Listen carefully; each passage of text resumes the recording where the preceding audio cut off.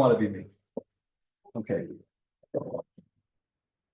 No, I'll put a couple of basic points on the table, which we will discuss in greater depth. I think one of the most, we know when we talk about European-Israeli relations, particularly in the political sphere, but everything's connected to everything, and economics obviously connects to the politics, and there's labeling, and there's various kinds of sanctions and discussions and all of that that have to do with EU relations and relations with individual countries. I'll remind people that there are a few significant European countries that are not part of the EU. They're sort of in the same space. Policies don't differ very much, but they're technically not part of the EU. And Switzerland and Norway in particular are important players. I tend to put them in, for these, in my discussions on the politics, tend to put them in the same basket, but they're not. It's important to remember that they are outside that specific framework. But I think that two general terms, at least that I use when I talk about Israeli-European relations in the political realm, are, first of all, what we had an earlier discussion of in one of the sessions, the normative power. And that since basically the founding back in the days of the European Common Market and later became more and more pronounced, the image of that Europe presents of itself as being a foreign, its foreign policy is based on norms and values and principles. And one can question, I do more and more, whether in fact this is still a valid self-description. Is it going to maintain itself given all the changes that are taking place in Europe, which we will discuss? And the second point that comes up a lot in terms of specifically Israeli-European relations or Europe's role in the region. We don't have a map. I would like to have maps of these things. What's the region? Is the Europe's longtime attempt to demand to be a player and not a payer. And I know we'll have significant discussions of that. I would say that in my writings and discussions, I talk about starting, and it goes back early, but between 1995 and the Barcelona conference and agreement in the Euromed, the whole big Euromed program, and putting in a lot of money into the relationship, including in my own area, the role of NGOs, non-governmental organizations, that the payer, they were excellent payers. Remember the amounts of money that I think you'll talk about that go to the Palestinian Authority as a, in theory, a contribution to two states and to peace. And we always hear that they want to be political players, and the reasons that they have not become political players, internal and certainly external. And I'll pose the question, are those also changing significantly given the various changes that are taking place? So there are tensions in the European relationship. I think in the earlier session that who was shown somewhere here, I think, but the earlier session, Sharon Pardo talked about some of the tensions from the Israeli side, that the distancing, particularly in the Netanyahu era, but carrying over, I think in the interims also the policies didn't change very much, or attempts to change. And there's a lots of friction in the relationship, and that again raises the question of whether anything has changed. The last point that I want to make, obviously since October 7th, we tend to say everything's changed after October 7th. I think that has to be true in the case of Israeli-European relations.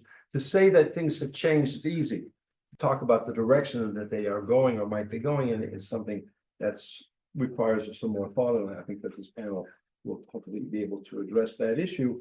The other aspect of that, which is related to changes in Europe, is some of what we heard earlier, and the question of the liberal democratic principles. Is Western Europe still a paragon, a model of liberal democracies?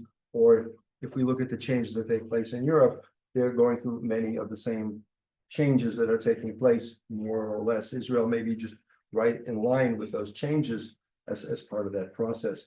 I won't mention Trump, but that will certainly also what the Trump effect will be. So with that minimal introduction, I will now turn it over to our speakers. Robbie Nasonson, who now has the title of Macro Center for Political Economics. And I believe I know you from the days of the Histadrut. Never forgot that. I'm old.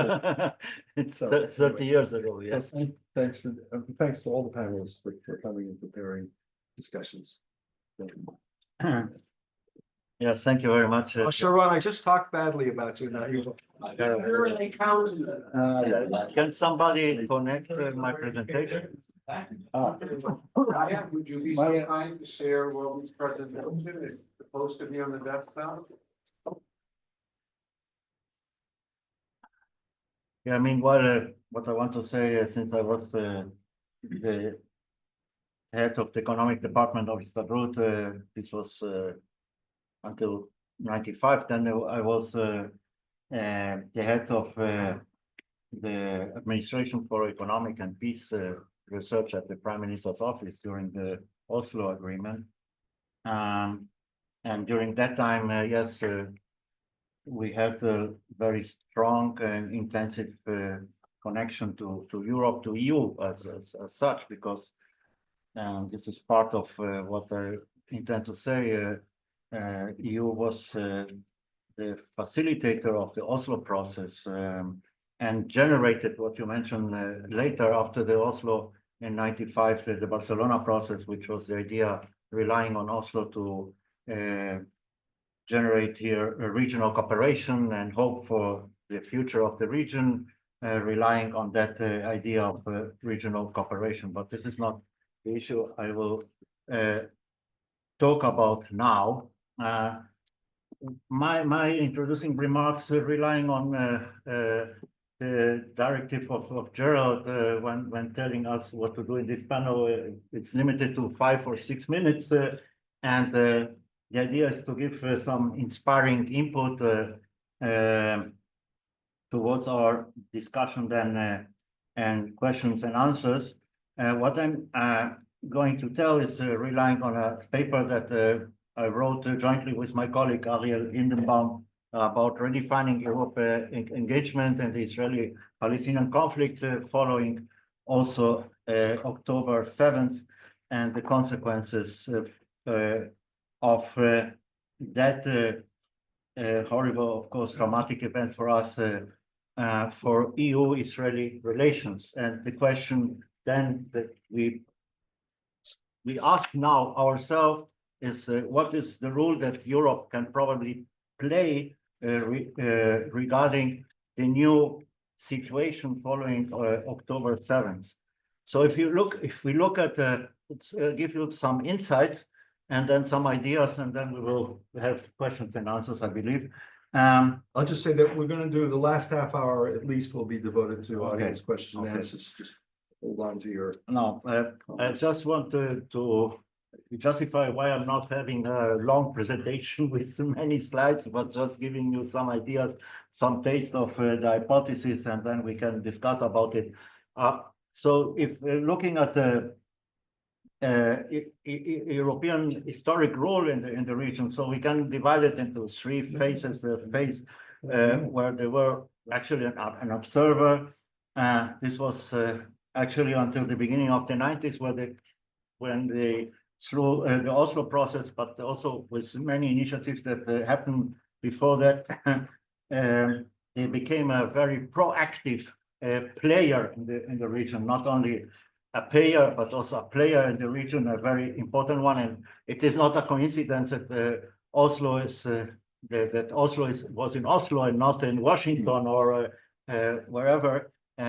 This has to do with the very strong European and also institutional engagement of the EU and its institutions, and generating the opportunity that was there in 92, 93 through the Oslo process, and then later through the also Barcelona process and many other initiatives also that time and after later by the European Union. And then after that, and I don't want to describe now the crisis and the pro and cons of the Oslo process during the years, but it is very clear that many of the good intentions of the Oslo process didn't materialize. We can debate and discuss about that, why it was the case, but focusing on Europe and the role then, the main role that Europe had was to be an economic guarantor. And this economic guarantor we can describe with through the aid that the EU has provided the West Bank and the Gaza Strip during the years. And you can see here the development of the dimension of this aid, which was yearly about $750 million a year. And it is very clear that without this support and aid of the European Union during the years and even during these days, the Palestinian Authority couldn't exist. And in that sense, the role of Europe from being a proactive player switched to be a guarantor of the structures that they created, or we created after the Oslo process, but not much more than that. But look at this figure here, where you see that in 23, after October 7th, the support of Europe to the Palestinian Authority and also the Gaza Strip even went up dramatically, and have a peak that is an incredible, I would say, increase of also contribution of EU to the Palestinian Authority, but also to other institutions in the region. And just to give you in figures some examples, the Palestinian Authority between 2007 and 2013 got 11.4 billion euros contributions by Europe. And in 23, this dramatic increase that we have seen after October 7th was even added to the figure of 2007-2023 by another about 1.2 billion euros additionally. And then on top of it, the other issue was the contribution they did to UNRWA, if we like it or not, but the EU did contribute to UNRWA another sum of about 580 million euros. One more minute and then. Yes, okay. So having saying that, the big question is how could Europe be again not only a payer but a player, and if there is a chance to do so. From my point of view, it's not only that they have a chance, but also they have a commitment and also a big opportunity to do so. But it has the new rule of the game must rely on new rules, on new values and regarding this kind of cooperation. First, they must link the aid to progress in the political process, not only on the Israeli side, but also they have a leverage. They have a huge leverage on the Palestinian side, and they must use it in order to go ahead with some solutions that we urgently need on the ground, also in the Palestinian Authority, and not to say about the Gaza Strip. But they must introduce also accountability mechanisms to make sure that the contributions, and this hasn't been the case during the years, they achieve the target for which they are intended to be used. And this accountability system must improve substantially. And finally, it must balance the humanitarian needs also with political objectives, not just spending money, but also connecting the money to political targets. Now, through the change also of leadership in Europe, there is a chance, perhaps, I didn't disagree at all, not so much with Borrell, but let's say that he didn't have a very good image in Israel, to say the least. But there is now a good chance that through the new administration, the Europeans, and if they perform well, also regarding the Israeli case, they might be perceived, there is a chance that they can be perceived as a fair broker and they can be again a more important player in our region. We can then talk about what is it about and what are the chances, but so far, this is what I can tell and share with you as an introduction for our discussion. Thank you very And much. we'll get into some of these issues in more depth as we go around the table. Okay, Ohad Cohen, you're second. I don't know anything about you except what says former head of the foreign trade. Is that correct? If you switched, I want to see. Yeah, you on go ahead. camera. Ohad, let's switch. Hi, Tisha, take your sign with you so we know who you are. Okay. For the future generations that find this an archaeological date. So I'll just ask you to introduce yourself a little bit. Thank you. Well, thank you, Israel Association for inviting me, to speak here. Ohad Cohen, in the last 26 years, I was working at the Ministry of Economy. And during the last 11 years, I was heading the Foreign Trade Administration at the Ministry of Economy and Industry. The role of the administration is to promote Israeli exports, to attract foreign direct investments into Israel. But I think relevant to this panel is basically to run Israel's foreign trade policy. I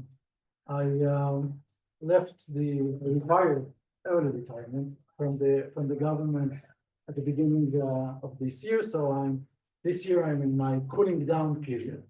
This is who I am. And I want to focus on my few minutes on the Israel-EU trade relations. And the first thing is to focus on the balance of trade.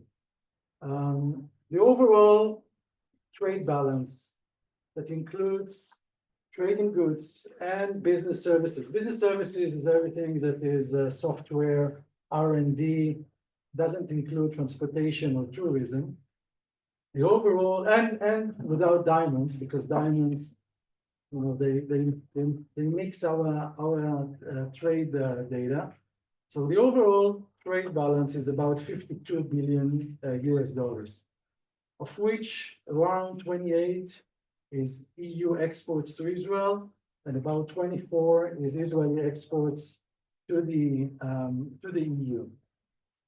But more interestingly is to see the composition of this trade balance. And what we can see is that out of the 24 billion US dollars of exports to the EU, 75% is trade is goods, and 25% is business services. But when you look at the overall exports data of Israel, you see that about, I would say, more than 35% of our exports is business services. This means that we have potential with the EU. I mean, Israeli company has a potential with the EU that is not being realized. And when you analyze the trade in goods and you see to whom do we export, then do you have any idea, Mas? Can I ask the audience? Yeah, okay. So, Wake them all up. okay. Who is the #1 destination of exports of goods from Israel to the EU? Which country? Go ahead, shout out. No, overall, trading goods, just goods, Germany. just goods. Yeah. The United States. No, in the EU. In Europe. In the EU. I'd guess Europe, Germany. Germany. Germany is a good guess. It's #2. It's #3 actually. Sorry. Ireland, exactly. Ireland is #1. 20% of our exports of goods to the EU is Ireland. Now, taking into account that there are some calls in Ireland and in Spain, which is Don't tell me we're selling them beer. no, not beer. Taking into account that there are calls in Ireland and in Spain, which is #6 in the rank of exports to the EU, that they call to ban trade with Israel. And taking into account that someone said here, Intel, that most of this export is coming from, is actually, it's part of the supply chain of Intel. Intel, you sell what you produce in Kiryat Gat and other factories, you sell it to Ireland, then it is being processed or being done something there, and then it is being sent to the United States. I was wondering what would the Irish politician think about the anti-boycott pact in the United States, which actually, if you're going to boycott Israel, now it's not only an Israeli matter. Now you have a trouble with the United States. So I don't think it's very realistic what they're saying. It's purely political. Another angle, and I have another. You have a couple more. I'm being very liberal, Okay. European with the time. Okay, thank you. Another interesting angle is, I would say the agreements framework that we have with the EU. And we have Israel signed the association agreement with the EU in 1995, almost 30 years ago. More actually. No, almost 30. It signed in 95, it came into force in 95. No, it's signed, it's signed in 2000, 5 years later. And since then, I mean, in 1995, the world economy was very different than it is today. Services was very limited. And the association agreement was a mirror of the trade that time, focusing on trading goods. There is no there is hardly no article on trading services, no investments, intellectual property rights, and so forth. So this is a very old agreement that fits the 90s, but it does not meet the 21st century. And if you look at what was the last agreement on trade that was signed between Israel and the EU, then you need to go back to 2009. I'm talking about the ACA agreement, the agreement on conformity assessment, that basically it allows pharmaceutical companies from Israel to export to the EU and vice versa without the need to go through local labs. And since then, we didn't manage not to upgrade or update any other agreement, and we are quite in a stall. For political reasons. For political reasons, Well, absolutely. there was the agricultural free trade agreement, Same I mean, the renew. The renew one was before. It was The Open Skies. it was 2004 and the Open Open Skies Skies in 2014, that was the last 2014, but I'm talking about only about really pure trade, I would say. I'm giving you 2 more minutes. And then- Okay. And if I and Gerald said correctly that this was due to political reasons, because and Rafi Barak, who was the DG of the Ministry of Foreign Affairs, probably knows that, but every time that we saw that there is a window of opportunity, that here is the time to update and upgrade the SM initiative, etc., nothing moved. I mean, we were still in the same position as we were many years ago. And unfortunately, I'm at least not, I'm not the bearer of good news, or at least in the coming couple of years, because in any agreement that we will sign with the EU, there will always be a territorial clause. And I don't see this government signing any agreement and on that includes a territorial clause. I will stop here. And a good point to expand on later. Okay, Professor Paz. Okay. They say it's yours. Thank you very much. Speaking about pessimism, I think that many of us are old enough to remember better times. So I actually remember the Essen Declaration. I remember the conclusion of the association. agreement. I remember the launch of the ENP and the celebration. I remember the EU-Israeli action plan. I remember meeting Sharon at the basement of the Ministry of Foreign Affairs when the EU launched this Club Med initiative, if you remember. Yeah. So we had the better times. And nowadays, I think that Europe, generally speaking, is in a decline. Europe is facing a major crisis. And if you only look at the two major champions of European integration and their current political situation, if you look at the project of normative power Europe, I think that, again, very much challenged. The idea of liberal Europe is also under great pressure. And generally speaking, I think that the EU is less relevant to the state of Israel. And I'm not a prophet, but I believe that the 7th of October would only accelerate or would only worsen the situation. And I agree with Robbie that there's an opportunity there for the youth, but I would be more than surprised, and also I would be happy to see that the EU would be able to realize this opportunity, but I'm less than optimistic. That's it? Okay, we have lots of extra time. Now it's Yon Sityahu.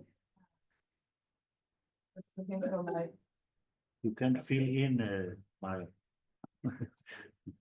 I'll use guys' time, so, I was so intimidated by your questions, so I focused on answering Okay, your so question. Go back to the wall. can you hear me? Okay. Take the microphone. So, I want to go back to the question that the panel is addressing. So whither EU-Israeli relations and where are we going? So I'll go back a little bit and then I'll do fast forward. And I'll say that the relationship have always been very complex and have known ups and downs, and it's just enough to read the book of Europe the Cursed and Europe the Magnificent by Shavit and Reinhardt, and there are many other articles that goes to the same cognitive dissonance in the relationship. And I think the gap between the bottom and the height that we can achieve has become wider, and I'll say why. So first, 7th of October, right afterwards, we saw great solidarity and great empathy coming from Europe, across Europe, to Israel. If I remember correctly, the data from the Ministry of Foreign Affairs that I heard in May, 80 out of 100 visits to Israel since 7th of October until May were from Europe. And they were solidarity, most of them were solidarity visits. So Europe, in the first few months of the war, was standing with Israel. And also stating the right of Israel to defend itself, but, and here comes the but, and it's a very important but, it has to do so according to international law and international humanitarian law, and I'll come back to that in a minute. So along this 14-month, we've seen a great fluctuation. Israel has lost the support and solidarity from most parts of Europe, not from all of it. So there's still quite a significant camp that you could see that is still supporting Israel. And I don't know to what extent you can see. There's the table on the right side actually describes, it takes an article by Muriel Osborg that was describing the situation in 2019. At the right side, there's the more critical governments towards Israel. And on the left side in the green part is the more supportive of Israel. So you see if you can see the names of the states, and there are arrows. So the arrows try to simply signal the direction of policy and stance of that country since 7th of October. And most of them are coming to the middle, to these balancers, what Muriel was calling balancers, and I've made a more detailed table on the left side that gives a bit more of an area of positions. The really staunch countries that stand with Israel are obviously the Czech Republic, Hungary, and to some extent Austria and Germany is already pushed into the middle. And then on the other extreme, Ireland and Spain are the main countries, and there are the different countries in the middle. So we've seen more fluctuation also, that countries don't really take the extreme sides, they are being pushed into the center. There are some countries that Israel was actually quite disappointed by, from their quick maybe lukewarm to Israel and not being very supportive of Israel despite the 7th of October, a few months after 7th of October. So the EU, if going back to what Robbie was saying, between payer and a player, we did see that the EU was able to adopt very few decisions that would make it a bit more of a player. One of the main examples is sanctions on violent sectors and on some of their organizations. It was following the United States, but still it was able to adopt the decision. It wasn't an easy one because of Hungary and Czech Republic resistance, and Austria and Germany for some period. But on the other hand, when you try to examine those countries according to different positions, you see this vast array being spread. So when you look at the South Africa case against Israel at the ICJ, you see countries supporting South Africa, you see countries supporting Israel. When you look at the UN General Assembly decisions, out of 8 decisions until May, 3 decisions were in, the EU managed to vote in consensus according to its common foreign and security policy, but the other 5, they were splitting along 3 camps, somewhere along this line. So there's a lot of examples for different divisions in the EU about be it about the budgeting, the supporting the Palestinians at the beginning, then stopping payment to UNRWA was for 2 months also took part, reactions to the ICC warrants, arrest warrants. You could see here how Europe, that was done by me and my intern, just see, you know, how countries are going to respect the ICC warrants. Some are very, it's not very easy to tell. Germany, for example, speaking several voices at the same time, so it's not very easy to know. And France and Hungary announced that they're not going to respect it, and Netanyahu is not maybe welcomed in France, but is welcomed in Hungary. So Europe is not speaking in the same voice, and therefore it cannot be a player. It can, and it is a very significant player. I would say there is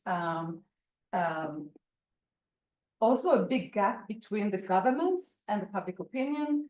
And just a few days ago, the German ambassador to Israel, Stefan Seibert, was saying that Israel has lost the battle of public opinion in some of the European countries. So in that respect, I think that has a lot of influence, and the Israel-Palestine Israel-Hamas war and Israel-Palestinian conflict has become part of the political schism inside Europe. So it's part of the political battle in Europe. So we are being used constantly in parliamentary debate and in the media as kind of a proxy, and even not a proxy, but a direct topic between the extreme right, that is very anti-immigration, anti-Muslim, very national, etc., and looks at Israel as a national state, or as a model for a national state, and a populist one, to the hard left, if I would say, that most of the voters, a lot of the voters in many countries like France, for example, are coming from the Muslim community, and the different discussion there is taking the topic into the direction, the political direction that this hard left is trying to go. So to come back to what Ohad, I think, was saying, Whither EU-Israeli relations are, I think we would not see a new framework agreement. We were supposed, most of the region had signed partnership priorities. Now it's there's a new name for that. There will be a new regional, I think, framework with a new commission coming in. They're thinking about it. They've already separated DG NIR between the enlargement and the Mediterranean. So it will be interesting to see how Suica is going, the new commissioner is going to deal with that. But obviously Israel will pay a price that is an unknown price. I don't know how can we, try to calculate it, of not signing or not updating the relations. The last framework agreement we all was part of negotiating it was the action plan of 2004. We missed the 2009, that was a really good and advanced one, but we couldn't sign it because of political reasons. Since then, we've signed some small, maybe not small, but very functional agreements and not bigger ones. And that would be a price that Israel will pay. And I'll just end with the last point. The gap between the bottom of being a pariah state, being sanctioned, be it only the violent settlers, or maybe all the settlements, maybe all the West Bank, or that is a plan of Ireland. I don't think that Ireland is speaking about the whole state of Israel, but on the settlements, or putting a boycott on all the settlements and not just the violent settlers. So that is one end of the spectrum, and the other one, if Israel goes into a political direction of solving, first of all, finishing the war in Gaza, and then pointing to a direction of a two-state solution, going to normalization, then it will be interesting to see, because the EU has offered a package deal of incentives. It goes back to the days of Borrell, but I guess Kaya Kallas would be able, and to 2013, to the special privilege partnership. And indeed, it was very empty then, it is still empty now, so Israel will have to decide what it wants to put in that basket if we'll get there. So the gap between the bottom and the opportunities that may be a potential for to develop the relations are really immense. And at the morning we had also mentioning of the IMEC, and that is a huge potential for the region. Europe can benefit from it. The region can benefit from it. It's probably an option for the next government, and not the current one, but it still is an option. So the gaps are widening. I'm a fan of the Talmudic phrase that talks about a bitzah shelo nolda. We have lots of those on the European, an egg that hasn't been hatched yet. And we have lots of those in the European We are Israeli. the ones that needs to lay the Well, first okay, egg. that's what I want to ask. Yeah. I'm not, there are differences of opinion. I don't see that at all. So I want to go into more depth and ask the panel to look at two of the key variables here, two of the major changes, because we all were academics, even I think, I'm not a diplomat, but I think it's also true for diplomats. We tend to go from what was is what will be. We'll look at the history and then extrapolate from that. But the two one absolutely fundamental change, which is in the region, and the second one are the changes that are taking place in the broader European political space, may, I think, bring about changes that we need to take into account when we look at European-Israeli relations, opportunities, limitations. The first one is obviously October 7th, somebody talked about on a number of European dignitaries that came, then afterwards we get the condemnations of excessive use of force and all the other things that were predicted and expected, where Europe largely goes back to its previous mode. And you follow the German declarations, which go back and forth constantly, and you see on the ICC as well, that they join in the condemnations, then they pull back. Well, we didn't really mean to condemn Israel. Israel is responsible, has to defend itself, and we fully support Israel for defending itself. Issues that have to do also with transfer of arms and other things that they come back and forth. So I think that there are changes. There's a dynamic. Of course, Germany's going to elections, which is also going to be interesting. But we already see within Europe, the second variable is the political changes in Europe. I'm, by the way, taking it for granted that Israel is not going to have a political change in the near future. I may be wrong, but at least for the foreseeable future, it looks like the government that is going to continue more or less for a couple of years. But in Europe now, I'll start with mainly the European elections and the new commission. I think it's fair to say, and you can all contradict me, I'll be quick on this, is that it is more realpolitik oriented, far more realpolitik oriented, and perhaps more unified. were you at the von der Leyen speech at Ben Gurion University that I talked about? Yes, okay. I should have been there, but I didn't make it. But I watched and listened, and her speech was amazing. And then you compare that with Borrell's constant stream of comments, and you can see the tension between those two perspectives. Well, Borrell is out, and the Spanish, I call him Stalinists, other people call him socialists, but he's out.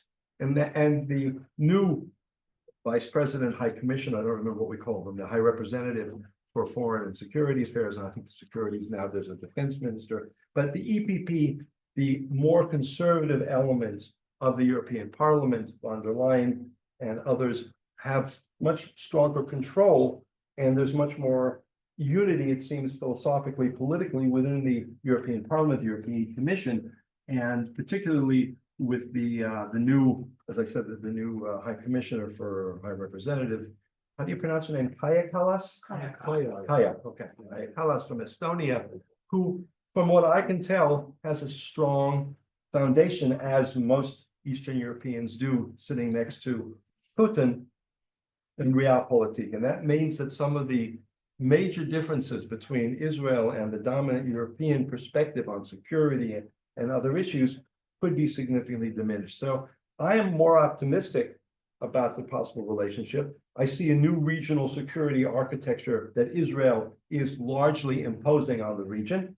Gaza of 2025 is not going to be the Gaza of 2022 or 23 or even 1995. And the relationship in Lebanon is going to change. Iran, all those issues are on the table. It's a different regional security architecture anchored in realpolitik. Israel is going to be the dominant decision maker in terms of security issues. And if Europe wants to be a player, it's going to have to also adapt to the realities on the ground. So between the changes in the politics and the changes in the geostrategic picture space, I see more optimism for greater cooperation and less lowering of the friction for the qualified majority that of excluding Ireland and some other countries until the next political change. That's my hypothesis, which I'm now throwing to the panel for comments. Those were those are the first two questions that I mushed together. And go in reverse order. Yeah, reverse order. So I guess, well, you go first and then Guy, you have to talk for more than 30 seconds. I do see an opportunity in the current European Commission, and I do agree with you that Ursula von der Leyen, Kaya Kallas, and Suica are coordinated together on the Israeli position. And then I go back to what Robbie was saying about conditionality to the Palestinians. On the 19th of July, the EU, already under Oliver Varhelyi as a commissioner for DG NIR, issued letter of intent that has an annex with 8 items that put to the Palestinians a conditionality for the first time for a country that is not going to join the EU. They are applying, and we'll have to see how they apply, and this is the big question. This conditionality, you want 400 million euros for the next 3 months to help you survive the financial crisis that you're going through. You will have to start your reforms. And the Palestinians, there are 2 items there that are of interest to Israel. One is de-radicalization. The Palestinian Authority has handed a program to de-radicalize. They don't use de-radicalization terms, but they're going on that direction. And the second one is payment for prisoners who have been either indicted or not in a terror attack or something similar. And here the Palestinian Authority has not, to the best of my knowledge, until a few weeks ago, did not hand in a program. But those are the things that are of interest to Israel right now. So we have to see, the Commission will have to stand the test of implementation and really pushing the Palestinians to reform themselves. I'm not turning a blank eye to Israel. Israel has to change enormously, 180% in its policy of what the current government is doing. Stop annexation, stop violent settlers, stop, the war in Gaza. Obviously, we need to release the hostages first, and I hope that will be the case before Trump gets into power. And then we have the big, elephant in the room, and it's a huge elephant, and it's Trump, and nobody knows, what the guy is going to do. What is worrying most to Europe under realpolitik is Ukraine. And much less the Middle East. Ukraine is the security threat. And I see a contradiction between the way that Europe wants to solve the Ukrainian case and what's going on in this region. Because if you look at how important international law and international humanitarian law is to the EU, and that is going back to normal power Europe, then if you do not bring any annexation of Ukraine, then that has, to fall back also on Israel. And other practical things that I won't, get into. So there are opportunities and there are challenges for this very current government of Israel that is extremely, radical in some of its slogans that are going out of the government, and also some of the decisions that are taking place in northern Gaza, and Europe is calling it, and in Israel there are very senior people who are talking about ethnic cleansing. And that cannot go quietly, even with European Commission that is aligned to some extent to be realpolitik. There's some limit to realpolitik that Europe can't handle. So I cannot adopt your optimism, and I beg to differ. I would have been surprised. And I would try to address those two factors or variables, the war and internal political changes in Europe. With respect to the war, if I would have been the spokesperson of the EU, I would say nothing changed in the sense that the EU insists or continue to insist on the two-state solution. The EU still tells us that it insists on the legal principle of no acquisition of territory through the use of force. The EU insists on the fact that Israel is an occupying power and is subject to the laws of belligerent occupation, including in East Jerusalem, that any annexation is illegal and null and void, that the settlements are a barrier to peace and are in breach of international law, and that the parties should settle the disputes according to international law and basically according to the Green Line. So nothing changed before the war or after the war. And with respect to the war, again, if I would have been the spokesperson of the EU, and I'm not, then I would have said that the attack of the 7th of October is a grave breach of international law, that obviously Israel has the right of self-defense, both in the south and in the north, that we should exercise that right in accordance with international law. And if we fail to adhere to international law, then international law should examine the issues. So nothing changed in that respect. But this is blah, blah. When you come to try to reduce the gap between, I think it was Natalie Tocci who wrote about the gap between rhetoric and deeds. I think that the gap cannot be changed or cannot be reduced in the sense that it's almost mission impossible to reconcile between Hungary and Ireland, and hence, as long as you rely on unanimity, the EU would continue to be paralyzed when it comes to the Middle East. So the best it can do is return back to the rhetorics, but it would be very, very difficult to translate rhetoric to concrete deeds. And this is due to the fact that nothing changed in Europe, in the sense that the EU is very, very unsuccessful in using significant carrots or sticks vis-a-vis Israel. I think that nothing, you add to that the fact that the EU is very much concerned now with Ukraine, and Israel creates this noise which disturbs the Europeans, and you add to that the fact that you need to tango, and with the current government, it would be very difficult to tango. So I do not see any dramatic change on the ground, despite the major changes in the region. And when it comes to internal politics in Europe, obviously Borrell was considered to be persona non grata, and maybe also to a certain extent, and Callas seems more friendly, and I'm not a prophet, but I would suspect that if there would be change, it would be change in personality, in the music, in the sentiment, but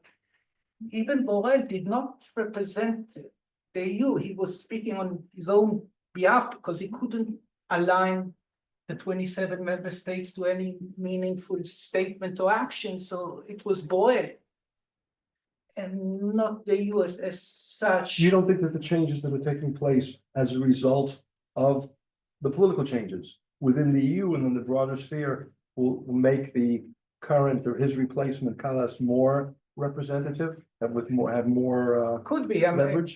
you mentioned Ukraine and Putin. Her record vis-a-vis Russia is quite bold and Yes. impressive. So if I assume that she's a consistent politician, she may be also bold with us.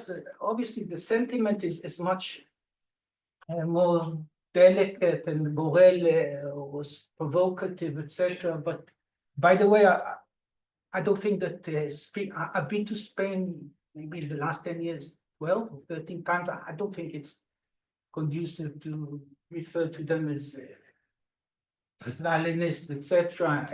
That was not my impression when I visited. I was talking to one Oh, okay, individual. Okay. Alfred can tell us. And again, those internal changes, And he's gone, so we're. some went, if you check in elections in Spain or in France, they didn't go to the right. And if you check in Italy, it went to the right. So it's not very coherent. And I'm not sure that those internal changes would change EU-Israeli relationship. But at the end of the day, I think that the EU remains at best a payer and not a player. The rhetoric would be about the two-state solution. But again, when you examine realities on the ground, the way the EU employs the linkage instrument and the differentiation instrument, it's not very, very effective or transformative. And then with respect to this table and the terminology that we Israelis adopt about the Hungarians being pro-Israel and the Spanish or Irish anti-Israeli, I find this analysis to be, I mean, I should use mild terms, ill-founded, in the sense that I think that Hungary is not pro-Israeli. Hungary is anti-Israeli and Pro-Hungary. Government of Israel. Hungarian policies adversely affects my ability to live here safely under liberal values. So I utterly disagree with the tables and with the idea that Borrell, by being critical, is axiomatically anti-Israeli. I believe in politics and in real life in tough love. I think that tough love is the answer, and rhetoric that is just for the rhetoric, because I find it to be not constructive, exactly as I would say about my family. We don't want to get too close. No, in the sense that I had, you understand better than me about US politics. I have close members of the family, senior officials in AIPAC. I think that AIPAC adversely affects the security interest of the state of Israel by providing sweeping support to the state of Israel. You and Jay Slate. Okay, I would take it as a compliment. Okay. That's why we have four. Ohad. Until now, yes. Who knows? Should I switch seats? Oh, or- wait. Yeah. We can stop there. Now the whole hour will be playing. You should all get it up with each other. I don't want to sit too close. It's not two pages. Or be a little further. Okay. עוד מעט אני אצטרך לשבת על המתקן שלנו. מטרה. When I was working in the government and running Israel's trade policy, I was, besides the EU, my peers were trade people. These were, whether it was the United States Trade Representative in the United States or the Ministry of Economy in different countries. But when it comes to the EU, there was always, I call it this cloud external affairs, you know, above us, because the association agreement is run by the ministries of foreign affairs in both countries. I call the Ministry of Foreign Affairs in the EU, although it is a different name. And then you have linkages of all kinds. You know, you want to do this, it is linked to another thing. And one thing that I was trying to do when I was in the government was always to disconnect the linkage between trade and politics, because I always lose. If once there is a connection between trade and politics, then I know that I'm coming in a very, very severe disadvantage.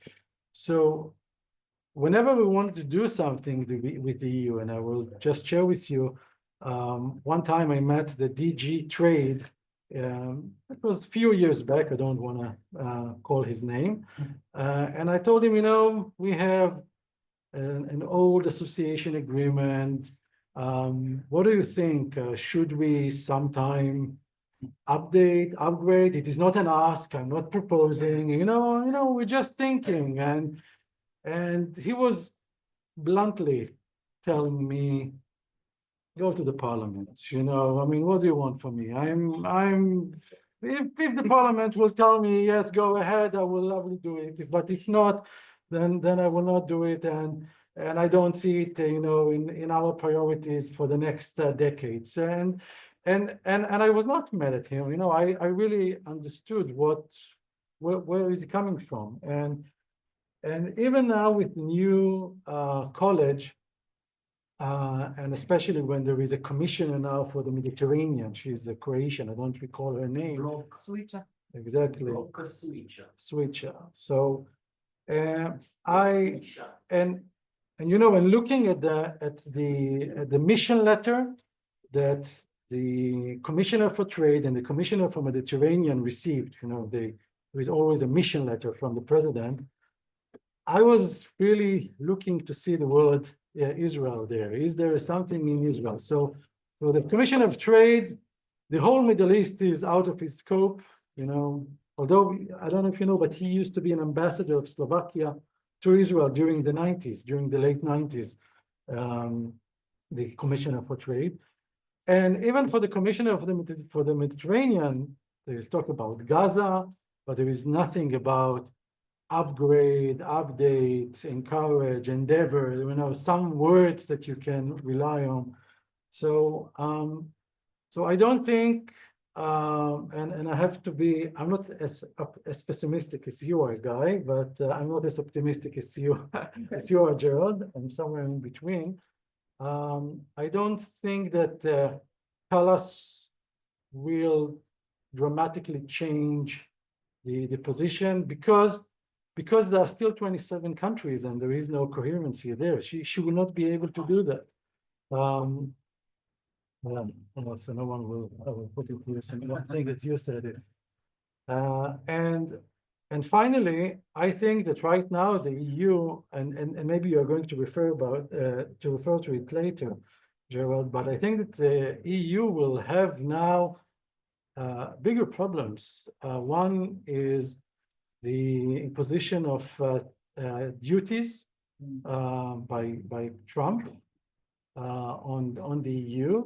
And the second one is still the Russia-Ukraine. I think that this is something that will take much of their time, and without any clear message coming from this government or the Palestinians or the Hamas or whatever, I will just think that we will be in the same. It's like full gas in neutral, as we say in Hebrew.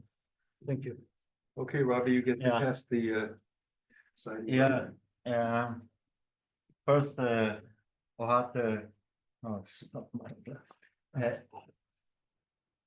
When you are telling, just to comment on what you said, on disconnecting trade from politics, I say, I wish to believe that we can enjoy this luxury for a long time, because it's really not obvious that this is the case. And also coming back to the conditionality that Maya mentioned already regarding and this is good news from some points of view regarding the donations to the Palestinian Authority. Those conditionalities that have been imposed can easily be also imposed on this very, I would say, generous and comfortable trade relations that we have in Europe. They didn't do it yet, but it might be an option. But talking about the future and what was mentioned here, these question marks, I would say, first of all, we have to distinguish between the tactical approach and the long-term strategy. And we have to remind that, for example, coming back to Oslo, if this is not an insult also to mention here still the term Oslo, when it happened in '92 after Rabin was elected, it was following a long-term strategy that started far before '92 and '93 when it materialized through also NGOs and the exchange of also second track and dialogues that were also not only on this Scandinavian track, but also there was an American track and also a French track.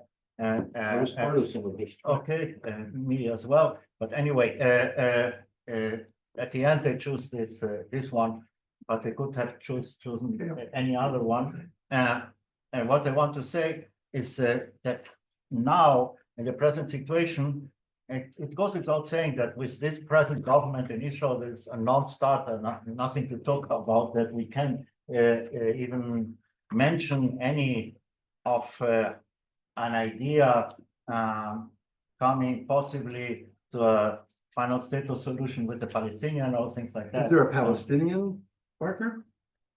Could be, yes, there is a Palestinian partner, the Palestinian Authority. We have to face it. I mean, at the end of the day, Abu Mazen, they keep quite quiet and all this tumult time. And it has been the case, not by coincidence. I mean, this is because they want to keep the legitimacy to be a partner, potential partner. It's a side issue. but Okay, it's not a side issue, it's a very We have important about issue. 6 different questions. Okay, so yeah, to answer your question, the fact that we don't want to do or nothing to do to talk with them or whatever, we know the official policies doesn't say that there is nobody there on the other side that could be a potential partner. They are there, they are still there. Yes, okay.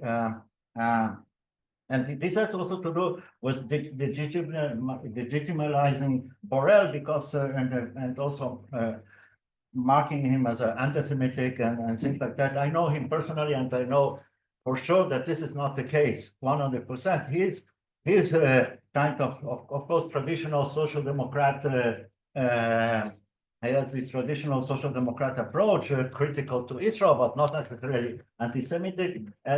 So it was comfortable for the Israeli government and its present administration to mark him as such and to reject any kind of dialogue or talk or whatever, saying that he is what it is.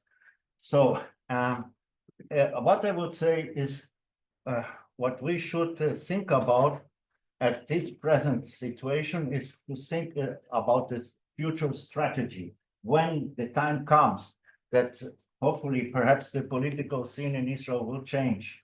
And also, we didn't speak about Trump, but contrary to many of the prejudice about him, whatever, it could be also that Trump could generate a new opportunity here in the region.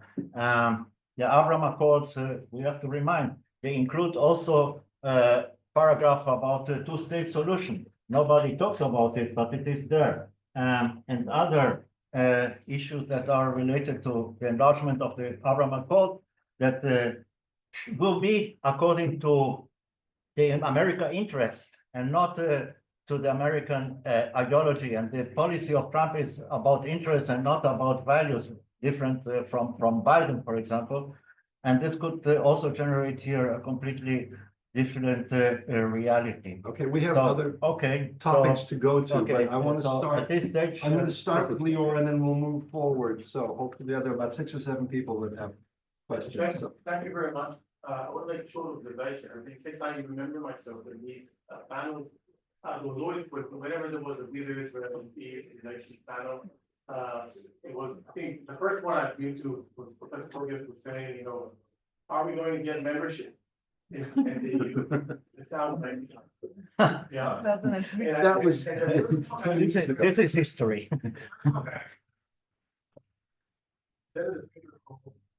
I can text in the Hooks and Hope, right? And I was quite surprised to see it now it Hooks all the way and change your. What I want to ask is very short. There is an implicit assumption here that in this war between the EU and Israel, it's always the EU leading. We're looking what the EU is going to do, will they do this and that and how, and if they propose something, we're going to take it, right? Because they're leading the war. And I want to ask you, speakers, whoever wants to take it, what kind of actions will Israel, would you see Israel taking further unilateral steps and perhaps less care about what others say, and say after October 7th? What kind of actions that Israel will take will further the relationship, improve them, and what will further deteriorate? What kind of scenarios do you see? I'm going to ask the panelists to write down because we have to take 3 or 4 at a time, or otherwise not everybody will get a chance to talk. So we'll collect a few questions. We'll go through the answers. I'd like to Rafi's next. dimension, but nobody really spoke about. I can't quite hear you. You want to Speak stand up. up? I think I want to add a new dimension, but I know that was never on the table, although I. We don't have room for more dimensions. The table's full. The defense dimension. There is now a Yes. commissioner for defense. Yes. There is also the question of a common European defense policy.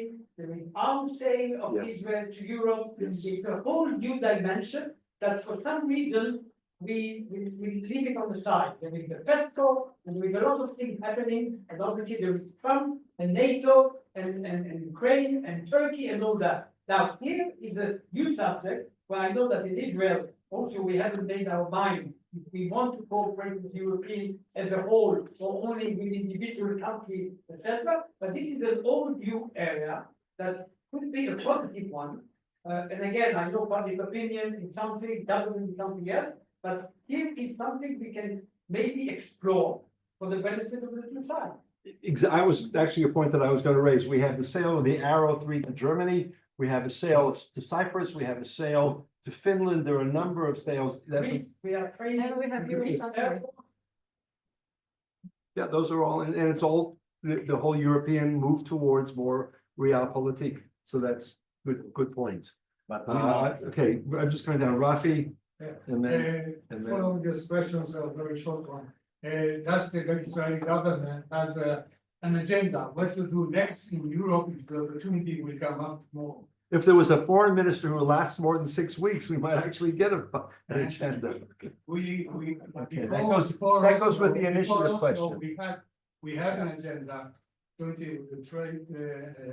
That goes with Lior's question about, Sorry? it goes with Lior's question in some ways, I think. But I have a question to you, Gerald. If you talk about European realpolitik, do you think it is matching in Israeli realpolitik as well? Good question. I'll put it on the list. Okay. No, I wanted to echo, I mean, ruin a little bit in the pessimistic atmosphere. But I do agree with Oad that the linkage is a very bad idea. It actually killed 2 issues. I mean, it killed, on the one hand, EU possibility to influence Israel in any way of the Israeli-Palestinian issue, and it killed also any possibility to operate the trade agreement. So that's a very, very bad. And we, to our defense in the foreign ministry, we told Europeans, we told you so. So we told them in the beginning already that linkage was very bad as well. But cutting to a more, let's say, forward-looking and putting, also asking the panel about other subjects, because okay, Danny mentioned the defense issue, but I was ambassador in Cyprus, and like, I mean, in my list, we are in a good people side, but there's also a lot of countries which I think are in the middle, which can find many other areas of cooperation in the EU, which are maybe not discussed enough. You know, the Corona brought, I was in Cyprus, brought together countries around health. Israel was at the forefront of digitalization of the health system, and many European countries were very interested in what was happening here.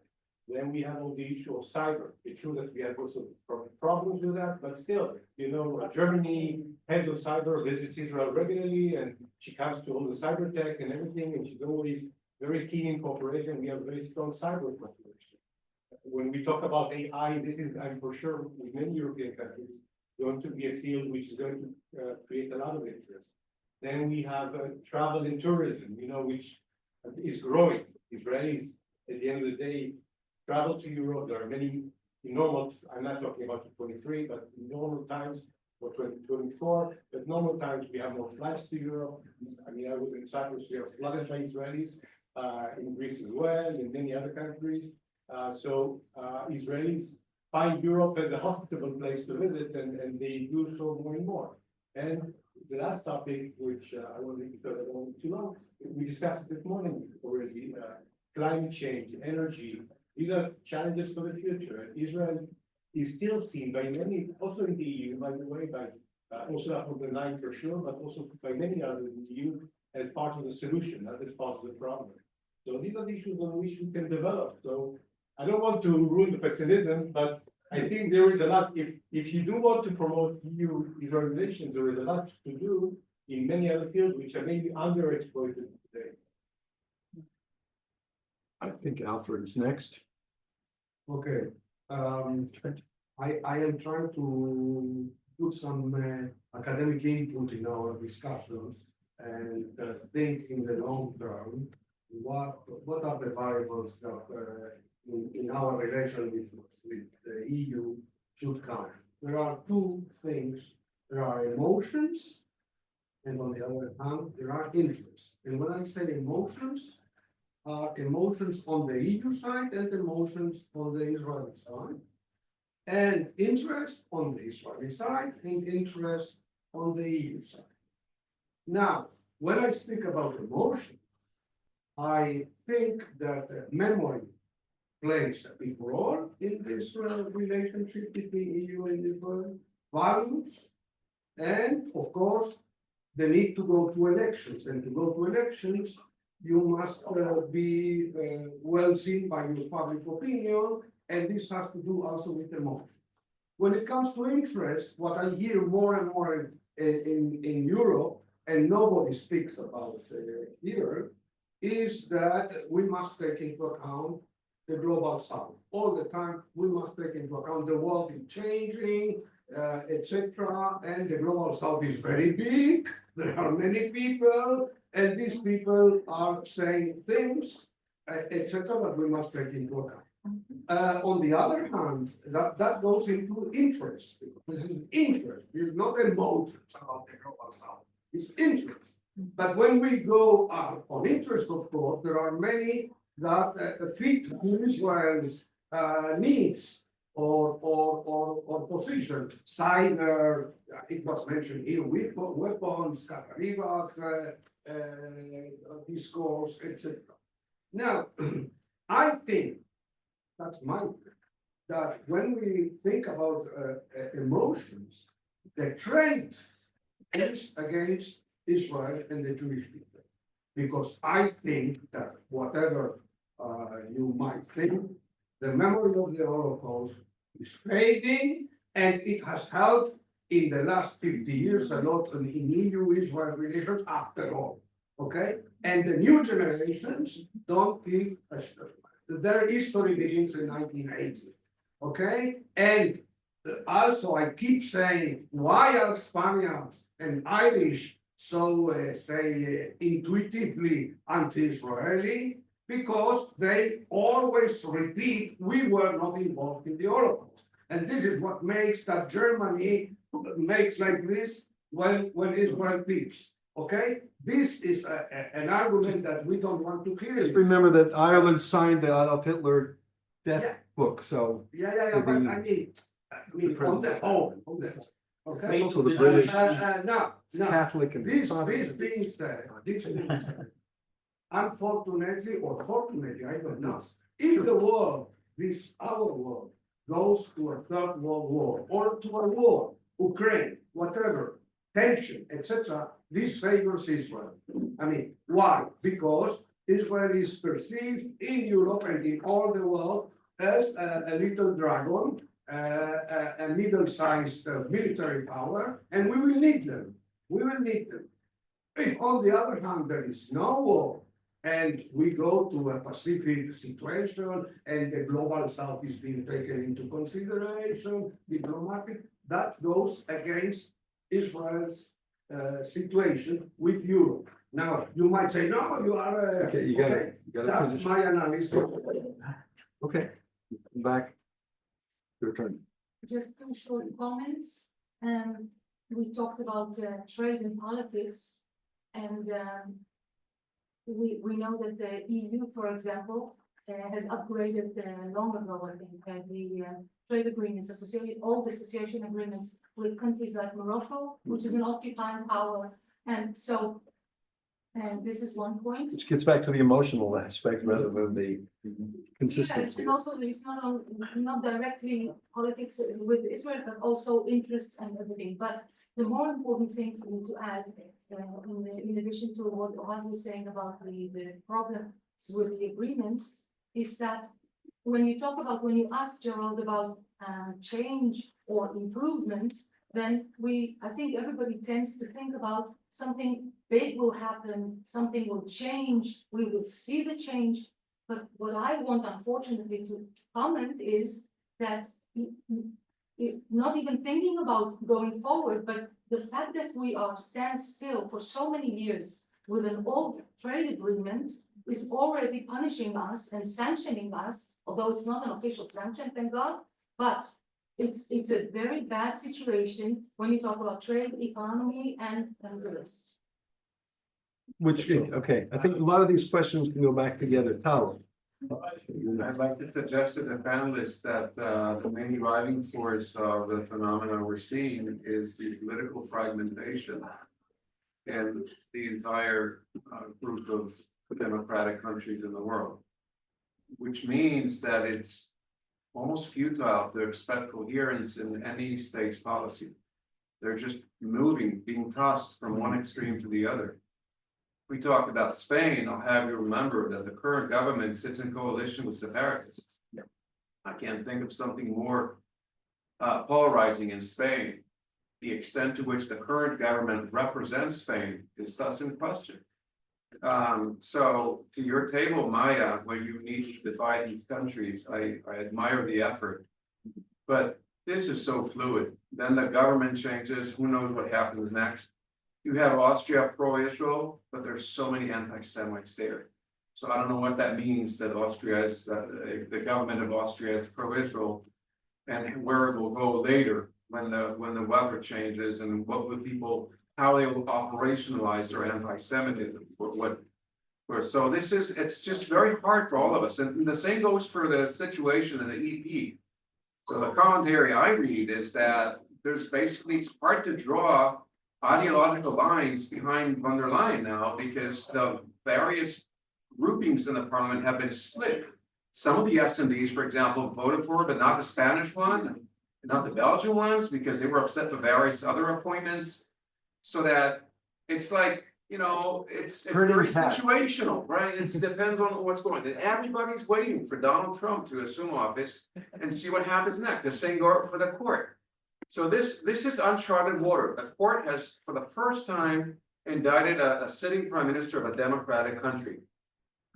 I mean, they're the legal experts. I'm sure, I would like to think so, that they have been following their own professional ethics, you know, and they just said, we're not politicians, we're just following the procedures here and what we think is legal, not legal.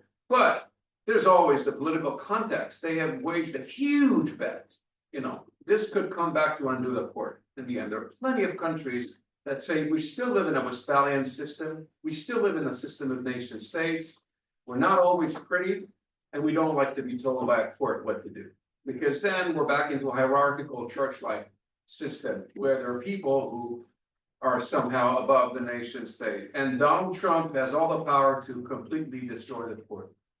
Don't just, for example. This is a panel on EU. No, no, but that you can't. I agree with you. It's But just- the ICC is the Okay. creation of. My question- That's true. Germany. So I want to ask a practical question to Ohad. And since you're an expert on Israeli foreign trade policy, how does it work? And I've asked Rachel in an earlier panel, but maybe it's because of time, I didn't get a full answer. How does it work that Turkey has a customs union with the EU, but a distinct foreign trade policy? How it is possible? Yeah, how does that work? Do they or don't they have a customs union with the EU? They have Well, then how is it that they they have, are able to, and to the extent that they are, in what way is it meaningful? Because if you are in a customs union, there'll be other ways to bypass it. The whole thing is just not effective. Okay, you can put that on the list. Okay, we're gonna run out of space to write all these questions, but I can't let Sharon, of course. First of all, thank you very much. We could do a second round, but we'll try to finish this one and then. Very quick. First of all, thank you very much to all panelists. By the way, Ursula von der Leyen, please. Guys, like. It's, I have enough trouble with Kalas, what's the first name? Kaya. Learning lessons from history is a major misperception. And I would expect none of us to learn lessons from history, as Robert Jervis still does. We should learn history, but we cannot learn lessons from history. Now, like it or hate it, Europe will remain a player and not just a payer in the Middle East. Mainly because the Middle East today is on top of Europe's agenda due to the demographic changes that Europe is facing. The Middle East today, with respect to Israel and without respect to Israel, is a major issue in domestic European foreign policy. Hence, the European Union couldn't care less what Israel thinks or it doesn't think about its role in the Middle East. Above all, Europe's role in the Middle East is for domestic purposes. European foreign policy shapes EU identity. European foreign policy shapes national identities as well. Hence, the European Union will remain a player in the Middle East with Israel's approval and without Israel's approval. Now, I think that the aspirations regarding Kaya Kallas, etc., are a bit, to my mind, a bit far too optimistic. Kaya Kallas is the voice of 27 member states. She might be a bit different than Borrell, she might be far more different than Borrell, but still the 27 member states, as Ohad said, remain 27 member states. And she cannot deliver any other message but the message of the 27 member states. Now, if you didn't like Gerald Borrell, you will hate Teresa Ribera, because she is even worse than Borrell. And if you didn't like Borrell, you will hate the Belgian commissioner, who is the outgoing Belgian foreign minister. There's a long history there. I do learn lessons from history. I know, Gerald. The European Commission is not necessarily far more pro-Israel. The European Commission is the voice of 460 million people. Are they more realpolitik? I wouldn't say so. That's. to And me, that's the still, question. they are the voice of 460. I don't like the term pro and anti-Israel because we've had a lot of conversation. Exactly for But these the political reasons, philosophy Gerald, is important. exactly for these reasons, I just cannot understand Maya's table. I just cannot understand this table. Sorry, Maya. This table does not make any sense. This is a table which was valid to the moment that you created it, and probably by now, by 341, is no longer valid. I would argue that if you change the labels from pro and anti to realpolitik and more, what goes back to that Hobbes-Kant issue, the idealistic, I think that would have that would still be valid. I think the categories are clear. Gerald, just my Generally- last comment from this This is not a panel and from private all debate. of us. I would expect to be far more critical than echoing Israeli government's voices or the MFA voices. This association must be far more critical. I am very glad to say that we have different voices and we're democratic. We'll go out from there. I don't know your name, so I'll just let's try to make these crimes. Actually, I'm gonna stop after this because we're gonna answer questions and hopefully we'll have time for another round, otherwise it's like. What's your name? Ron. Yeah.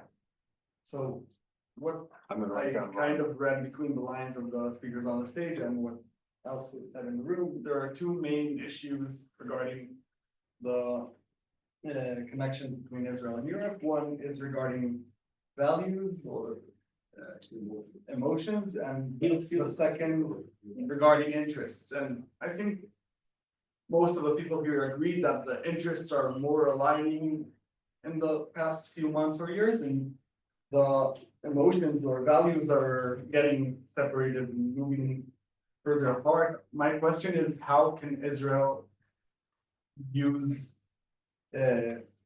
or not use, but how can Israel improve the kinship regarding Judeo-Christian values, especially now that the ECR is gaining momentum in Europe and the EPP is gaining momentum in Europe, and they're much more Okay. aligned in those. We can have a whole discussion about whether that concept of Judeo-Christian values has any meaning. But we'll leave that for now, because I've tried to break these questions down into 5 or 6 different categories. I will try to introduce them one at a time and then have the panel respond to anybody who wants to within only a few minutes. We have exactly half an hour left, right? We do have half an hour, 4:15. And 2 minutes. Okay, good. So the first package, starting with Lior, Rachel, and a few other people, has to do with Israeli initiatives, Israeli agenda. I think it also has to do with some of the comments that all had the economic aspects. Or is there within Israel, within the Israeli government, or people, I would say, the foreign policy influencers that are out there, is there even a concept of initiatives vis-a-vis, Amit Vim is an example, I think, where the answer is clearly yes, but initiatives vis-a-vis, Robbie's is also vis-a-vis the European space, not just the European Union, but the individual countries and all the confusions that come in that, each aspect of that. I think that those are important questions, and to the degree the answer is no, I would say in terms of most of the government, from what I can see, the answer is no. You can see a lot of, like other politics, you see various ministers grabbing pieces of that. I go back to, I think it was Sharon's presentation in one of the discussions this morning, where you have Minister Shikli meeting with all sorts of people in Europe on his own initiative. And I know personally that the Israeli officials in the foreign ministry that I know, including members of the diplomatic corps, I'm trying to be careful, in some of those capitals, very disturbed. So if there's no coherent Israeli policy and no coherent Israeli leadership, how are initiatives going to be developed unless they come from the bottom up in various areas? I will just end my aspect of that and then turn it over to the rest of the members of the panel. I'm a little bit encouraged, very little bit, but I'll leave that open, that we seem to have a foreign minister now who's a bit more professional and a little less political and short term than we've had for the last few years. And perhaps from what I can hear from people around him and also in the foreign ministry, there is an opening now for some initiatives. Also, if you look at the people that Gideon Sar has talked to, he went to Prague recently and other initiatives. Can say a sentence in English is okay. Yeah, that's you can add that too. But what I'm saying is I think that there is an opening now for some well-crafted initiatives, but I would, if I'm involved in this, I would say make them based on realpolitik, on interests. Decide on what the interests are. I'll just add the issue of reopening and trying to negotiate new agreements. I think the issue of territorial extent and how you define the boundaries and all those other issues, and when those come up, that's a dead end. I don't see this government, even with some more pragmatic individuals, if we're going to do this, there has to be a way to try to avoid, it's a huge landmine and everybody's dug in so deeply that changing those policies, if you watch Arutz Basra, which is quite popular, or you read Yisrael Hayom, and to the right of that, that's enough to kill any Israeli concessions on that. So how do you get around that? So, this is definitely in your ballgame, but well, all of us should. address that. So, during the past 11 years, I've had several ministers, and when there is a new minister coming, you always start to plan the travel schedule, you know, where are we going? And I always put Brussels, you know, on the short list. And everyone said, Washington, yeah, Berlin, great, Tokyo, yes, Brussels, you know, why do we want, there is, and it is very challenging within the government, you know, to convince ministers to travel to Brussels, because there is an image that this might not be a very friendly environment.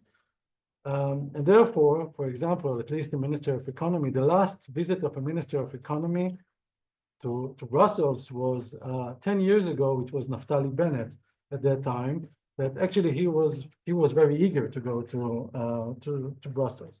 What I'm saying is that when we want to do new things with the EU, you need to have some kind of, you know, you need to have some kind of political backwind to support you. And I don't think that right now there is a very strong one. And one thing that this government actually did vis-a-vis Europe, but it was a pure unilateral stance, was what is called "What is good for Europe, good for Israel," which means that everything that can be sold in Europe can be automatically be sold in Israel. But this was for Israeli purposes in order to facilitate trade.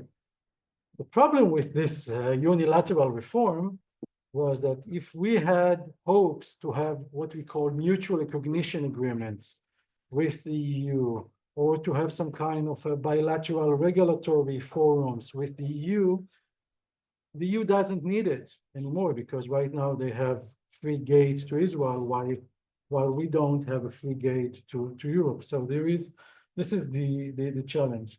And therefore, taking into account the territorial clause, I think that unfortunately, I don't think that there is much that Israel can actively do besides very technical things. Even if it is good for Europe, for example, to upgrade the agricultural agreement that we have on trade, because we don't have full free trade on agricultural products, and it is European exports to Israel and vice versa. Still, I don't see it happening right now. Yeah, I want to also to add to what you said and what was mentioned before regarding also the positive sides of EU-Israeli relations relying on trade agreements and things like that. But you remind us a while ago that these trade agreements are updated and haven't been adjusted to a new reality, or didn't been I would say defined or including a bigger potential of these trade relations in the present and in the future. And the other thing is what we don't mention is the fact that Israel would have been much closer to Israel to Europe if, for example, the association agreement wouldn't have been frozen in 2014. If I recall, Sharon, you can correct me if this is not right, but this has been frozen by then, and since then nothing moved in that direction. So these are we should, when we look at the process of EU-Israeli relations, we could look at the half full glass, but we have to look also after the half empty glass that hasn't been filled in during this year, so for a long time. And the other thing is, of course, initiatives. The present government, and I'm not optimistic at all about any kind of initiative. It's not a government that is doing proactive policies regarding a strategy. It is rightly said that the Tsar has a new spirit regarding foreign policies, and is more realpolitik oriented. But at the end of the day, this strategy, so you mentioned Schickli. What is Schickli doing? He's meeting AfD politicians in Germany, which are the ultra right wing, and looking at them as potential partners and friends in Europe. This is the strategy of the Israeli government. This is a shame. No, it's the strategy of Schickli. Yeah, no, but There is no government. But he is a minister, and he is supported, and he is supported by many of the other ministers of the government. He's not acting alone. He's not acting alone, and even the prime minister is not even considering to Herd the cat. yes, cut the bullshit or something like that. What he's doing. So this is extremely harmful for our image or for anything that has to do with our strategy in the long term. And therefore, I say what I mentioned before. At this particular time, and I agree very much with you that this association must be critical. And this is also the place where we should, and this could be a challenge for us, to develop a strategy that could be implemented in the medium and long term when the time comes that what we are saying might be more or could be implemented into decision-making, into a real decision-making process. So in the first place, we should perhaps put an effort on that, on thinking about the strategy, hoping that we will have also partners in the future for implementation. Before I turn it over to Guy and to Maya, there's one sentence I should have added. That is Israeli leverage. We don't talk about it. What was really interesting in seeing the back and forth between Macron, he's still president, right, as of the last 10 minutes, between Macron and Netanyahu after. At the time, we had two events together. We had the ICC arrest warrants, and then we had the ceasefire in Lebanon. The French and Macron really want to be part of the reconstruction and all the business and everything else that happens in Lebanon. Netanyahu was able to leverage that in terms of the statement that they made going back on the ICC. That's his interest. That's what interest. This was pocket money. But when it comes to Gaza, when Israel says, okay, we're ready to have some sort of international involvement, if the Europeans want to be involved, if they even want to get visas, because Israel is now not issuing visas, not to UN employees, not to NGOs, and it's going to become much stricter in the next couple of months, as far as I know, then if the Europeans want to be part of that as well, then Israel has leverage. Now, how much leverage, how far that's going to go, we can discuss or not discuss, but I think that there is that if it's conceived of as a part of a package, initiatives, we can get something back, they can get something from it, and it's done rationally based on interest. I go back to my more optimistic perspective. Now you can tell me why I'm wrong. I know.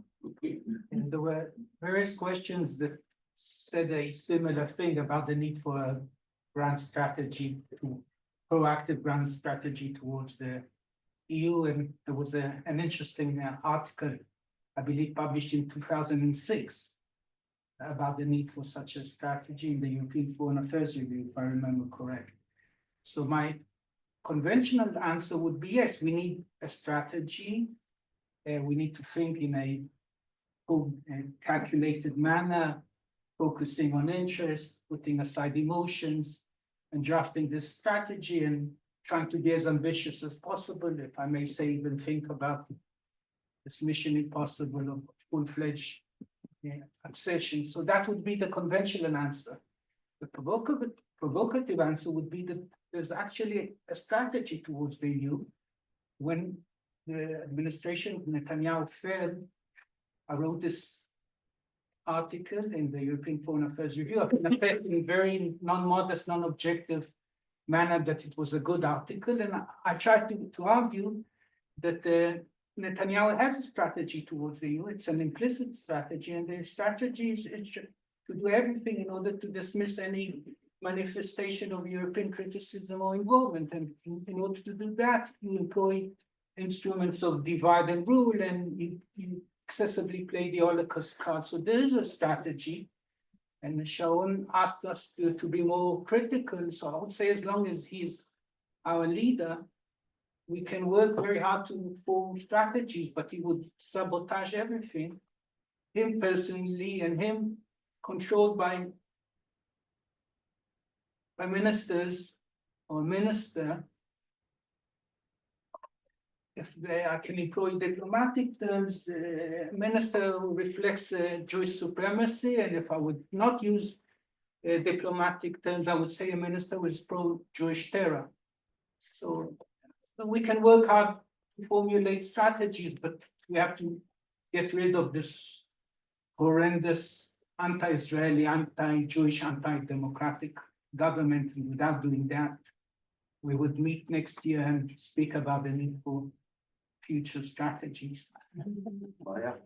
This notes. So first, I'll give a comment on the tables that you've seen. It's government to government first, okay? So it doesn't reflect civil society or other parts.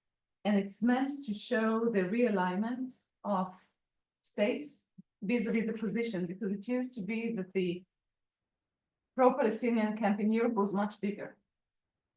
And in the last decade, the Netanyahu governments were working on cultivating diplomatic relations with Eastern European countries, with Cyprus and Greece, the Hellenic alliance and other relationships.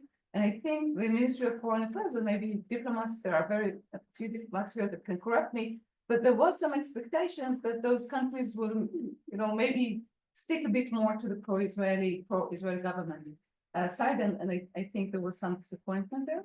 And it actually does reflect the elections. You didn't have a chance to see it, but it actually does show how the elections in the UK, in Belgium, had a different policy.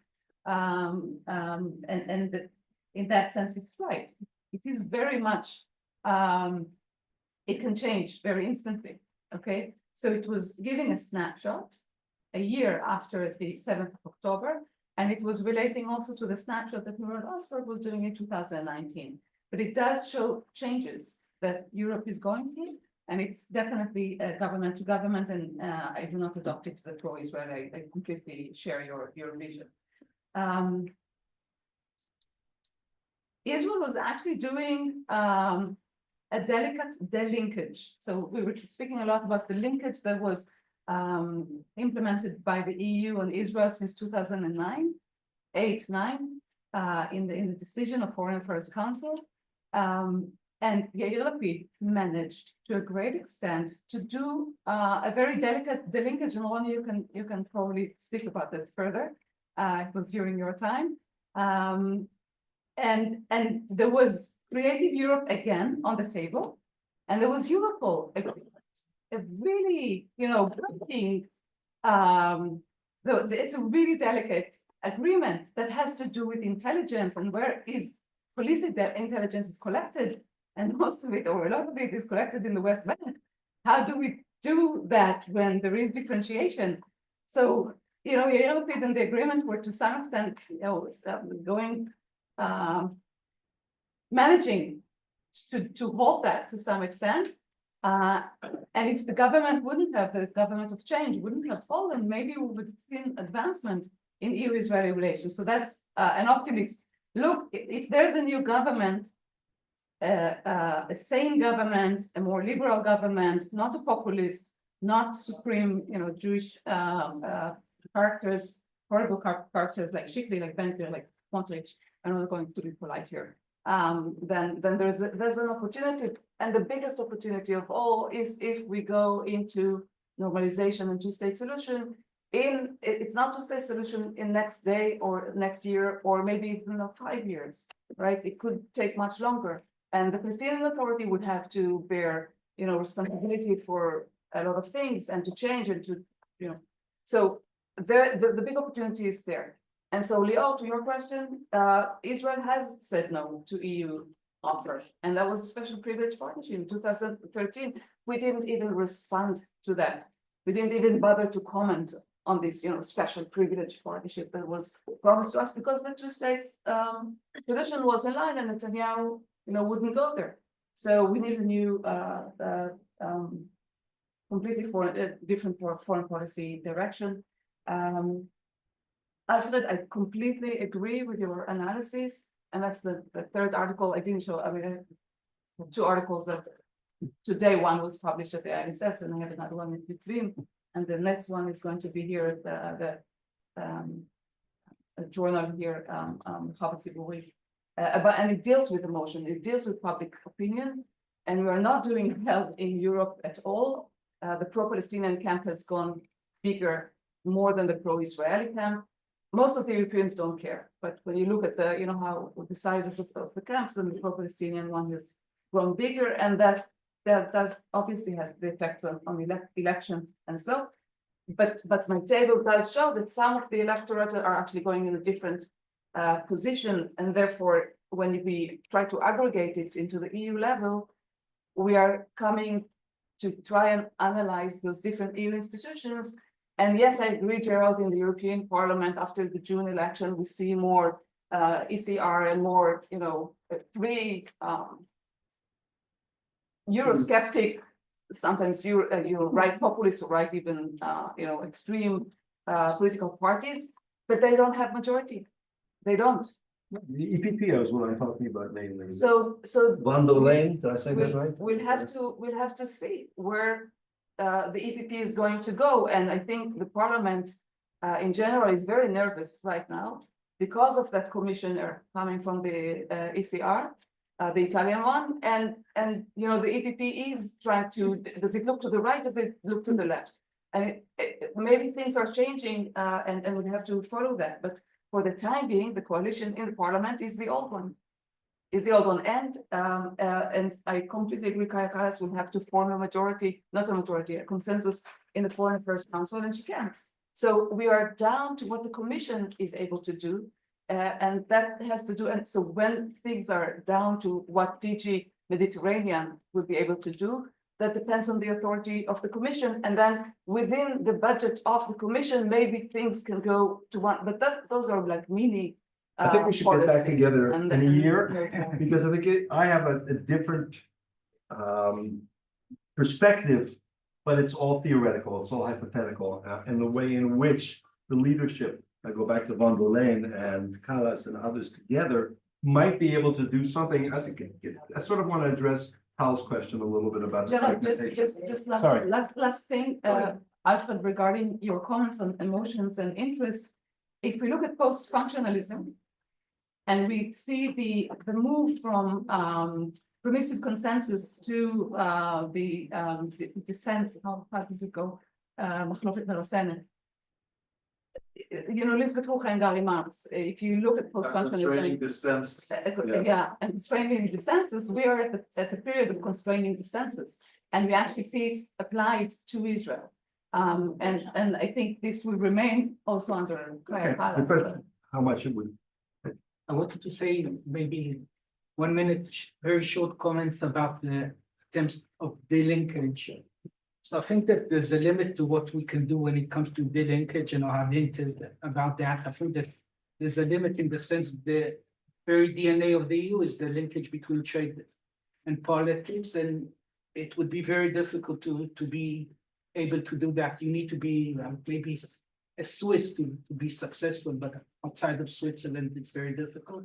And I find it a bit difficult when we are so antagonist towards the linkage, but we employ the same instrument when it comes to the Palestinians and the Paris Accords, etc. And not every manifestation of linkage is actually negative. If I think of Bush the father, I mean, he employed vis-a-vis Israel a linkage policy which contributed to the fall of what we thought then a very extremist Israeli government led by Shamir. So I would not axiomatically, automatically be against any use of the linkage. That was instrument. Right, then we'll go back to the United States versus Europe. Yeah. Okay, we have. I do want to address Tal's question. We have less than 10 minutes. So what I'm going to do is I'm going to take these two questions, and then we can have one more. Three questions short, and then we'll do one more round. Everybody gets another minute or two in the panel to close up, and I'll address your. To some degree, at least try. 1, 2.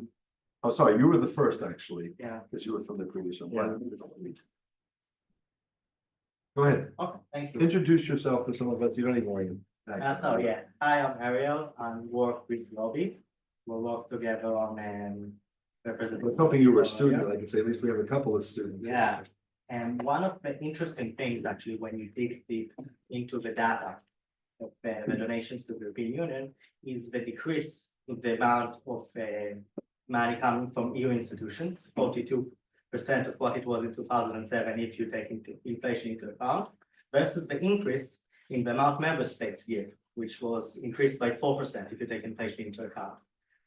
Does it mean that maybe instead of focusing on the EU institution as a way to like talk about and how we fund the Palestinians, and especially towards funding the reconstruction of Gaza, which is a pertinent discussion right now in Israeli media, we should look into different member states of the EU. Why is that? Why is it that you have this change in the emphasis? In flows from the EU to the individual? My states? guess, the absolute amount has actually been rather stagnant. Yeah. So inflation has eaten up. On the other hand, if you look at it, Spain and Italy and a lot of other countries which in 2007 when the data started, didn't really participate too much in the EU, has like gotten really into it recently. Interesting point. Gentleman over here in the front row with the blue and white, yeah, you. Got I it. don't know. Got it. Gadi. Yeah, I think it was fascinating. I think we should not be too idealistic about realpolitik in general, because well, it didn't work well for us the last time. During the Cold War, the last realpolitik era, realpolitik play against Israel. And I'm not sure that today the things are different. And so I think I take on Sharon's comment that idealism was a good friend of Israel vis-a-vis the European Union and United States, of course. Okay, this is a So- whole other discussion, which it's a good point. But 67 was a huge change, and that's where I see realpolitik kicking in a little bit in Suez in 56, but much more in after 67. So Israel was no longer the scam that needed to have the Shoah was no longer, and certainly now is so. Okay, we could discuss that. So panel for next time. Yeah, two quick question. I'm a lawyer, and also a member of the town, more than anything else. What's your name? Roy Guy Green. So, two quick questions. One is, so what happens if in the scenario, the EU starts to fade away? And then we talk about specific member states, which seems to be perhaps happening. That's one.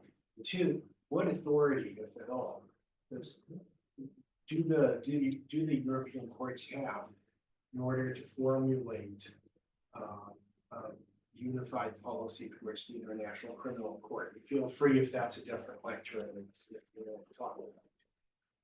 That is an important issue, whether we can squeeze in the next 5 minutes. Maybe Guy has something to say about that.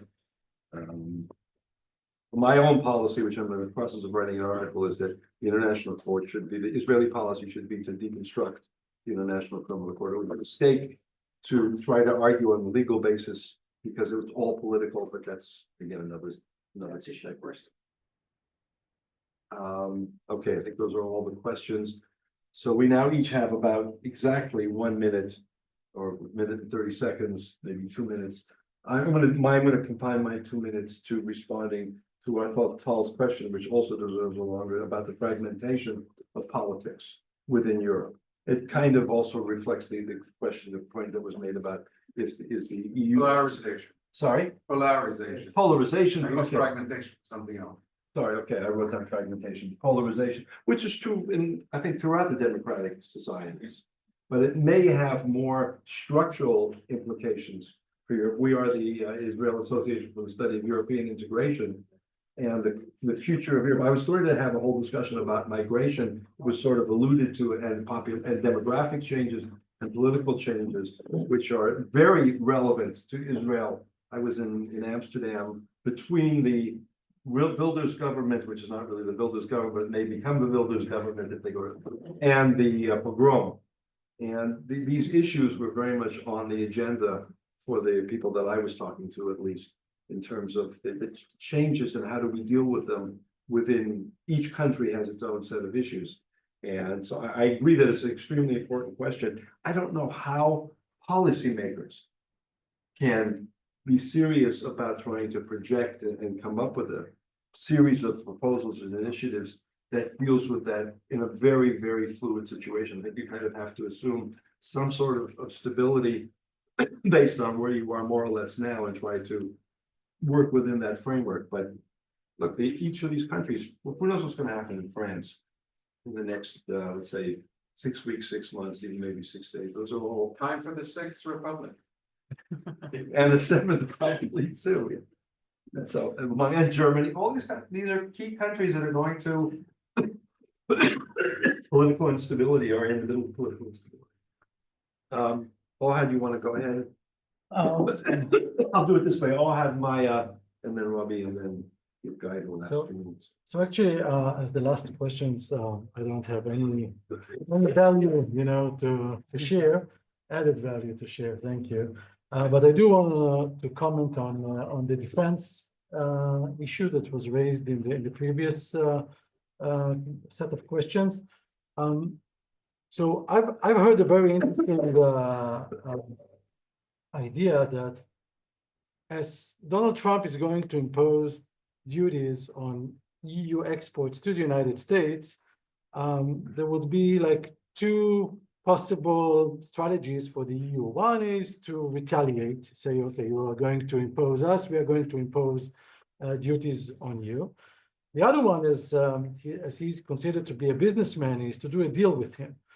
And as the EU or the Europe is going to buy probably a lot of defense, and while they have a defense industry, it's not big enough.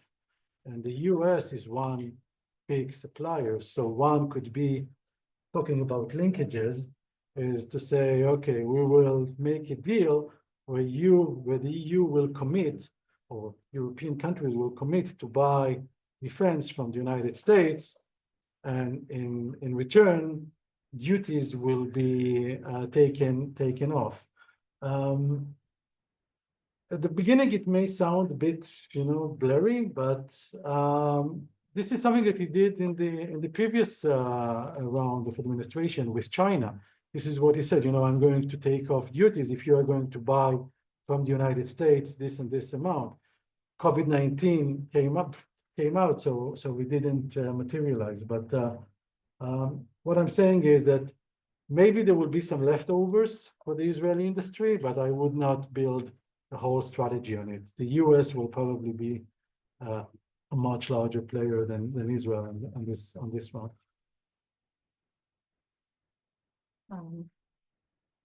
Yeah, I can comment maybe about the polarization, which leads to, I think, to fragmentation in the EU level. And when we look at the EU, Gerald, I don't share your notion that the EU is going to collapse or disintegrate. I didn't say it's a scenario. I don't share it. Hopes in your case, Gerald? Sorry? Hopes in your case? No, I think chaos is probably. We do see some disintegration. We saw it with Brexit, but we do see some disintegration when it comes to the Schengen free zone, and we see many countries reinstating their border checks or some border checks. And when we come to common foreign and security policy, I'm not sure it's again, it's to look at how the common foreign and security policy is going to two very different directions. And the one is Ukraine and the United Front, small note of Hungary, but mostly United Front, and what we see regarding the war here between Israel and Iranian proxies. And we see, a big polarization and big fragmentation, and we see the EU stuck. So the EU can be a player, but it seems it's not, it cannot be a player here. Should we see different clubs, like Europe a la carte or variable geometry to some extent in common foreign and security policy. For the time being, I think we do see it in some cases at the UN General Assembly voting with the South African case. So we see different splitting of EU countries, but not when it comes to the formal decision making that just either stuck or it takes them a very long time to adopt a decision. It's just not the right policy. It's still an intergovernmental policy, so it's not the right, I think, sphere to implement that disintegration into it. But we may see more differentiated integration when it comes to that. I think Kaya Kallas says in her menu to go to some sort of majority decision. I don't see that happening. I just don't think she has an option when it comes to treaty change or even using the Passarel Treaty for that. I don't see that passing with the current state of affairs in, between Hungary and Ireland. So the EU is stuck and it's not functioning when it comes to our region. Well, I have a major Euro crisis in 1 year due to France, and they can think about it in our next chapter in the story. Okay, I think, oh, you have the last word, yes. That was a Just- mistake, I don't know. Okay. Just with respect to Rory's question.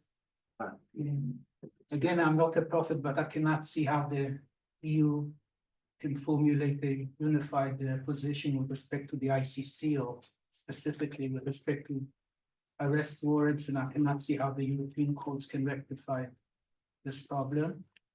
And this brings me to your question about reconstruction or deconstruction of the ICC.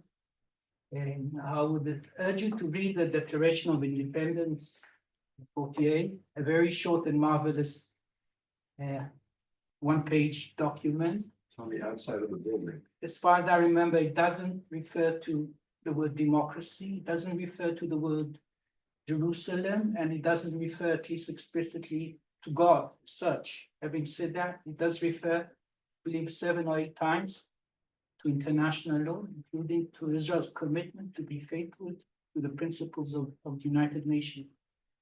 And what saddens me is that after 76 years, and with this most justified and amazing Zionist project, instead of drawing on our success and being confident enough to be a good player in the international community and relying on international law and international institutions, we treat them as our enemies. And I think it's a tragedy of the winners. You have a bigger strategy because at least Stefanik under Trump will probably deconstruct the United Nations because it's not what it was in 1948. Maybe last interesting times. sentence or two. Only one sentence. I mean, you need two for tango, and therefore it's not only about what Europe might do about their strategy in the region, but it is about what we are going to do about the strategy towards Europe. And here we have a lot of homework to do, in the sense also intellectually speaking, but also practically speaking, that it is about time that Israel should take also the initiative when the time comes that the political scene will be able to do that. Okay.